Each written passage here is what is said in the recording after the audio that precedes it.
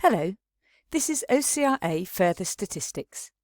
We're in Bivariate Data 3, Lines of Regression, and the third video, Regression Lines where both variables are random.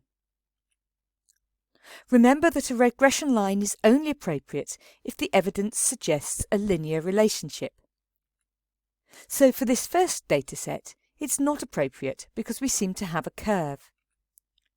Whereas this second set appears to be more linear, and adding a line of best fit seems a reasonable thing to do. Here we have the height and mass of male Year 13 students. Both variables are random. There is no control variable. The regression line would be here. This doesn't appear as useful as the random on non-random line though. If we asked a similar type of question to the ones asked in the last video, for example, estimate the mass of a student with height 1.65 meters, you can see that we have a very large range of possible values. The question is nonsensical. We can't estimate the mass of a single male student. What the regression line shows here is the mean value of masses for the different heights. If we draw an ellipse round the distribution, we can see that it is approximately bivariate normal. We can see that for a height of 1.5 meters, the mean mass would be about here, and for a height of 1.7 meters, about here, and for a height of 1.9 meters, the mean height would be about here. And the regression line goes through these points. So for random on random data, the regression line of y on x estimates the mean of y for a given value of x. The regression line is showing us something different, but the process of calculation is exactly the same as for random on non-random data. We're doing mass on height, so that mass is on the y-axis and height on the x. We can put these into our calculator as before and read off the equation of the regression line. Alternatively, we can use summary statistics again as before.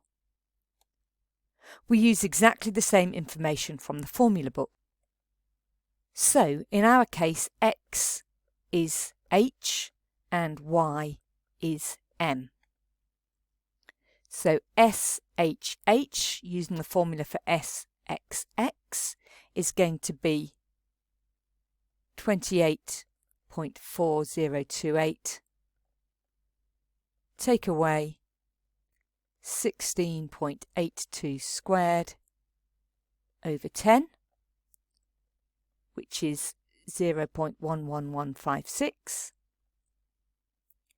SHM is going to be 1172.02 minus 16.82, not squared this time, but multiplied by the sum of the m's, 694.1 over 10, which is 4.5438.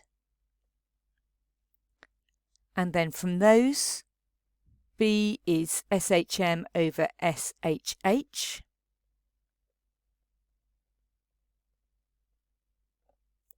which comes out to be 40.72965.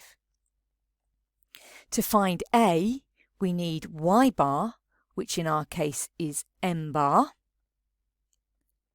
That's 694.1 over 10, which is 69.41, and H bar is 16.82 over 10, which is 1.682, and then A is equal to 69.41 minus B, which is 40.72965, multiplied by H bar 1.682 682, and that comes out to be 0.9028287.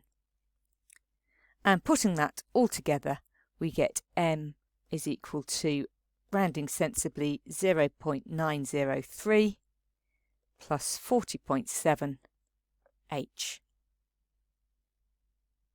So that process was exactly the same as for random on non-random. If I'm asked to estimate the mass of a male student with height 1.65 metres, it's the wrong question. The correct question would be estimate the mean mass of male students with height 1.65. But the method is the same.